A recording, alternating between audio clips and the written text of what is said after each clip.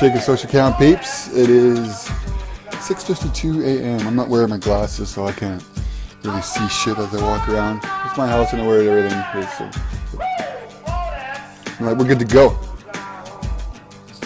Okay. So I just got off the phone with one of my ex-work partners. Andrea, right?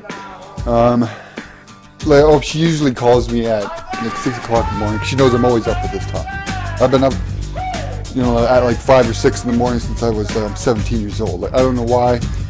I've been like running off of 4 or 5 hours sleep for most of my life, and I seem to be functioning properly. I don't know. Maybe I'm not. But anyways, I used to work protective services for the city of Calgary.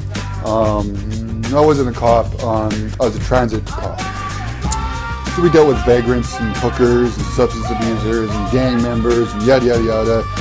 We would haul off drunks and huffers off the fucking bus and shit. And what's it called? Seven out of 10 arrests that involved a weapon. So I used my baton quite frequently.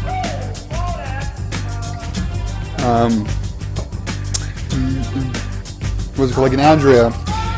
She was my partner. I did this for 4 years, right? And she was my partner the entire time.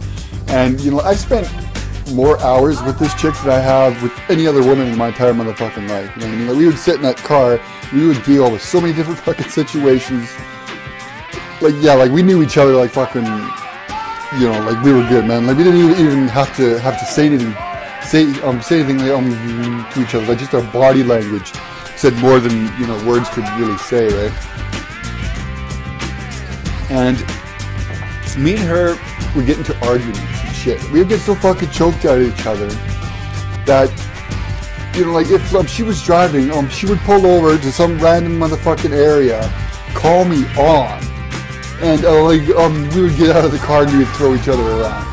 Like, this chick had a black belt in jiu-jitsu, right? This woman has had me on my back more times than I've ever had motherfucking sex, man. So I don't feel bad about throwing this chick around, because she could fucking hold her own, man. She's like one person I would recommend 110% to be the ovaries behind my testicles. You know what I'm saying. But anyways, me and her, we were talking about this scenario that, me and her, it was 4 a.m., we're sitting in the back alley, downtown Calgary, waiting for a call and yada yada yada, right? And, all of a sudden, you hear this,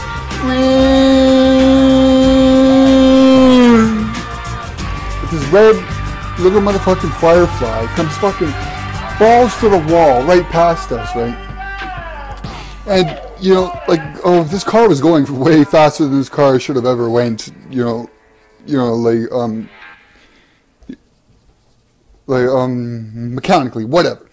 But anyways, it comes fucking flying past us, so we throw our lights on it and we creep out of the back alley, and we look around the corner and we watch this car veer off the road going Mach 1 right through the brick wall of a 7-Eleven, right? So we're like, holy fuck, you know what I mean? So we throw on our sirens and we fly over there. Andrea's radioing for a what's it called, like a paramedic and yada yada yada, right? And so we fly out of the car, we go running over, and there's this 50-year-old woman. She was the steering wheel had hit her so hard that the steering wheel broke in half, and she was impaled by the steering column. She was hanging there and she was still alive.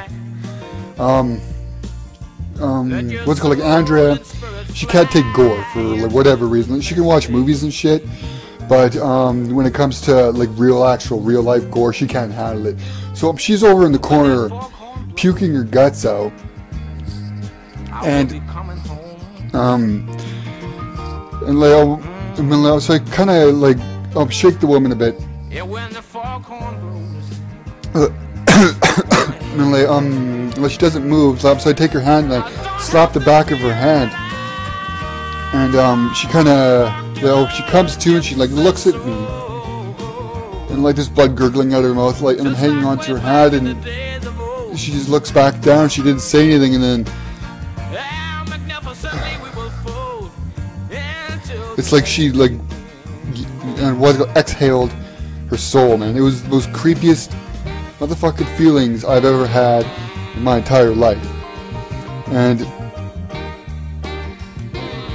but anyways, like she died in my hand, like literally. Like she looked up at me, she went to say something, and then she was like,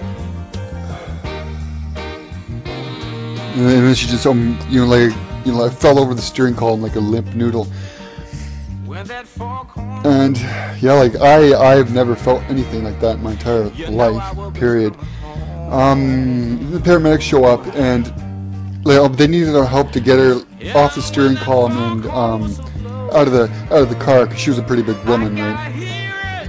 And as soon as we pulled her off, because she was torn and not cut, the wound was like super stretched out and jello-y, right? So as soon as we pulled her off of the steering column, like her intestines fell out of her stomach into her lap, or what was left of them, anyways.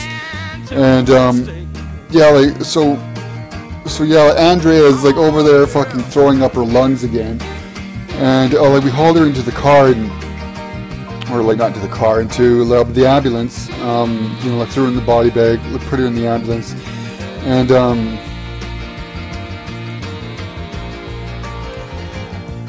we were talking about, we actually have dreams about this woman, like her and I. Like both of us find it fucked up, really fucked up, that we actually have dreams about this woman. And she said that she actually felt when the woman died, she actually felt her die too. It was fucked up. So I'm 7 minutes. I'm gonna let you go. This is my Big Reminiscence.